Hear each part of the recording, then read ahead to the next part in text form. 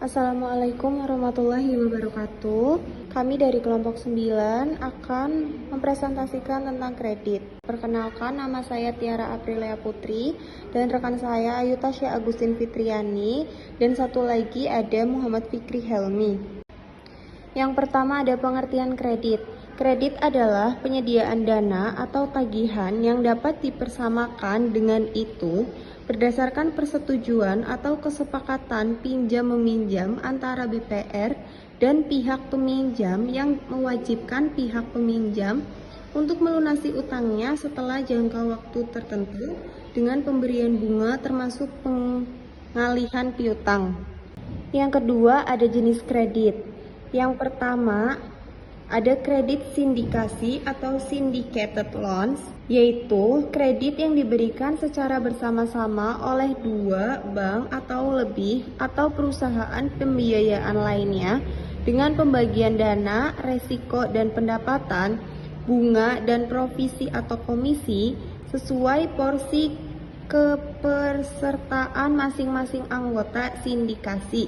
Yang kedua ada kredit channeling atau penerus kredit. Kredit channeling atau penerus kredit dibagi menjadi dua, yaitu kredit channeling adalah kredit yang seluruh dananya berasal dari pemerintah atau pihak penyedia dana lainnya dan diberikan untuk sektor usaha atau debitur tertentu yang ditetapkan oleh pihak penyediaan dana. Yang ketiga ada kredit executing atau pengelolaan kredit, yaitu kredit yang seluruh atau sebagian dananya berasal dari pemerintah atau pihak penyedia dana lainnya dan sebagian lagi berasal dari BPR. Yang kedua ada kredit channeling tidak diakui sebagai kredit yang diberikan tetapi dicatat di rekening administrasi atau off balance sheet dan diungkapkan pada catatan atas laporan keuangan. Yang keempat, ada kredit yang dijamin, yaitu bagian kredit yang dananya berasal dari BPR dan resiko kredit dijamin oleh pemerintah, asuransi, kredit, atau pihak lain. Istilah penting dalam kredit, yang pertama ada plafon dan kelonggaran tarik, yang kedua ada pokok kredit dan kewajiban debitur, yang ketiga ada bunga, provisi, denda, dan komitmen fee, dan yang terakhir ada cadangan kerugian penurunan nilai atau CKPN. Baik, di sini saya Yutasya Agustin akan melanjutkan presentasi tadi. Selanjutnya ada unsur dan tujuan kredit. Unsur yang pertama ada kesepakatan, kedua bunga, ketiga jaminan, keempat resiko, dan kelima tujuan yang jelas. Serta ada tujuan, yang pertama ada investasi, yang kedua ada modal kerja, dan yang ketiga ada konsumsi. Selanjutnya ada penetapan suku bunga. Yang pertama ada suku bunga tetap yang dihitung di awal. Kredit dengan suku bunga tetap memiliki satu suku bunga efektif yang dihitung pada awal pemberian kredit. Yang kedua ada floating rate, yaitu yang disesuaikan di setiap periode. Yang ketiga ada multi disburse atau tergantung pola penarikan. Rekening multi-disburse dengan waktu dan jumlah penarikan yang tidak diketahui atau tidak dapat diestimasi dengan andal, yang memiliki rekening terpisah untuk setiap tahapan penarikan kredit. Maka BPR dapat menghitung suku bunga efektif pada setiap tahapan penarikan kredit. Atau yang memiliki satu rekening untuk seluruh tahapan penarikan kredit, maka BPR dapat menggunakan metode garis lurus dalam melakukan amortisasi. Yang terakhir, BPR dapat pakai metode garis lurus untuk amortisasi. Yang pertama untuk satu kredit dengan jadwal penarikan atau arus kas yang sulit diprediksi. Contohnya kredit yang bersifat revolving seperti kredit modal kerja dan kredit dengan penyaluran secara bertahap dengan waktu dan jumlah penarikan yang tidak dapat ditentukan secara andal serta hanya memiliki satu rekening untuk seluruh tahapan penarikan kredit.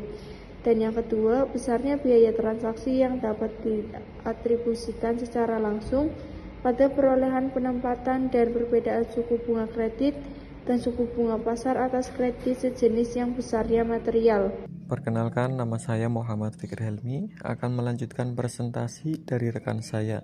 Selanjutnya ada pengakuan pendapatan dan biaya kredit. Yang pertama ada performing loan atau bunga diakui secara akrual. yang berarti penerima setoran dari debitur untuk kredit performing digunakan terlebih dahulu untuk melunasi tagihan bunga. Sedangkan penerima setoran dari debitur untuk kredit non-performing harus digunakan terlebih dahulu untuk melunasi tunggakan pokok yang telah jatuh tempo. Dan apabila masih terdapat kelebihan setoran, yang diterima diakui sebagai pelunasan tunggakan bunga. Dan yang terakhir, ada biaya transaksi seperti fee dan provisi diperhitungkan. Fee yang terkait dengan jangka waktu kredit, antara lain fee atau seperti organization fee dan provisi kredit yang tertuang dalam perjanjian kredit. Sepanjang fee atau provisi tersebut secara langsung timbul pada saat pemberian atau pembelian kredit atau akuisisi aset. Jika fee atau provisi kredit diterima sekaligus untuk kredit dengan penarikan secara bertahap, maka fee atau provisi tersebut dialokasikan secara proporsional sesuai jumlah penarikan kredit dalam setiap tahap.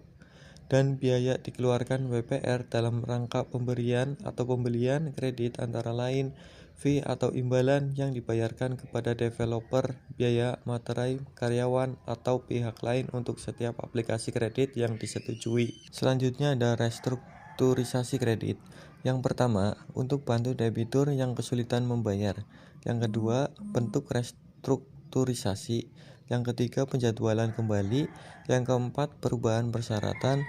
Yang kelima, penataan kembali. Dan yang terakhir, gunakan suku bunga efektif awal untuk diskonto. Selanjutnya ada kesimpulan. Kredit harus dicatat sesuai prinsip akuntansi atau SAKEP. Penetapan bunga dan amortisasi penting untuk pengakuan pendapatan. Restrukturisasi dan hapus buku memerlukan ketentuan akuntansi khusus. Demikian presentasi dari kelompok kami. Kami berharap materi yang kami sampaikan dapat bermanfaat dan menambah wawasan bagi kita semua. Terima kasih atas perhatian dan waktunya. Wassalamualaikum warahmatullahi wabarakatuh.